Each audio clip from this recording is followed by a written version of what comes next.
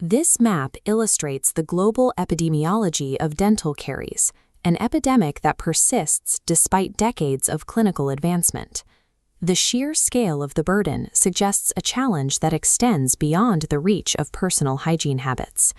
To understand the mechanics of this epidemic, we will examine the case of a patient named Jason. His clinical presentation is severe. Untreated caries have structurally compromised his upper anterior teeth. The biological mechanism is straightforward. Acidic demineralization is actively dissolving the mineral content of the enamel, causing the physical destruction of these specific teeth. This clinical snapshot is accurate for an individual patient, but it offers little insight into why this same pathology repeats across entire populations.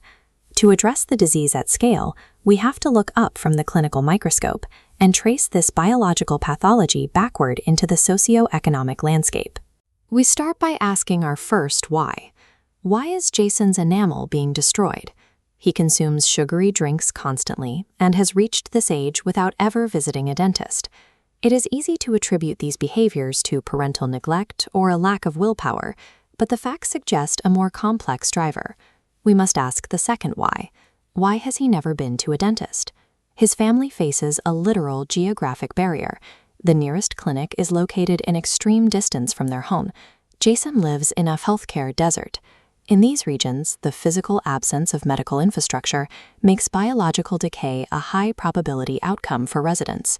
When physical access to care is structurally restricted, individual health behaviors are largely dictated by the available infrastructure.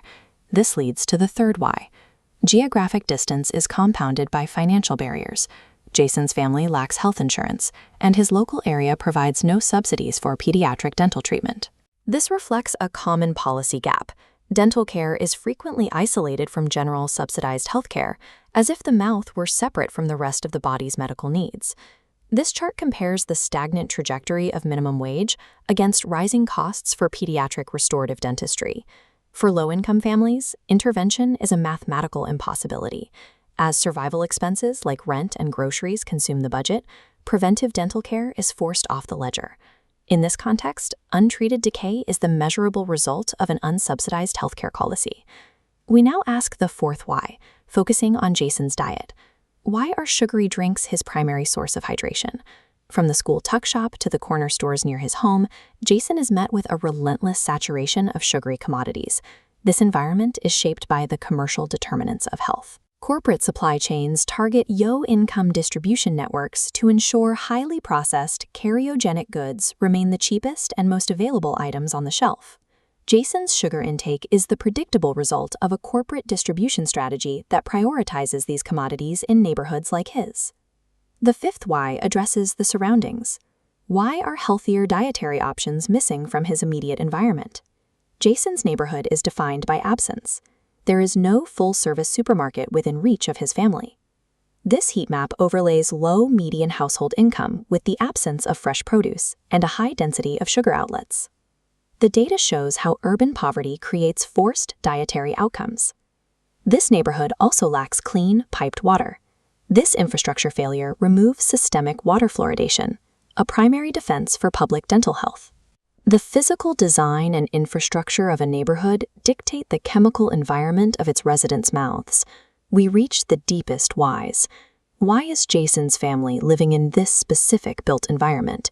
His mother works 2 minimum wage jobs to meet basic costs, while his father is chronically unemployed. The father's unemployment traces back to leaving school early without qualifications, as his own family needed immediate income to survive. Surviving a minimum wage economy creates a state of time poverty. The cycle of menial jobs leaves a family with no capacity to prioritize health. An educational inequity extends to decay on his child's teeth today.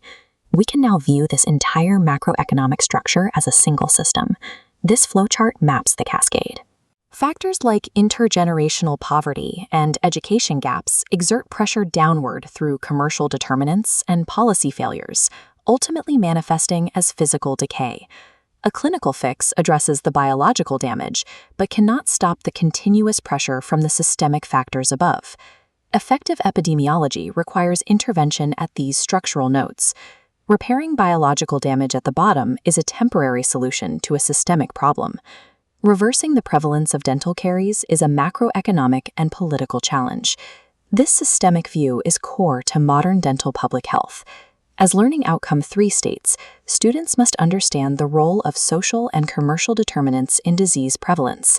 Understanding the global prevalence of caries is impossible without mastering these underlying social drivers. For the next generation of dentists, this means evolving from mouth-focused clinicians into advocates for health equity. Treating a patient like Jason requires addressing the community, the supply chain, and the policy landscape that surrounds him.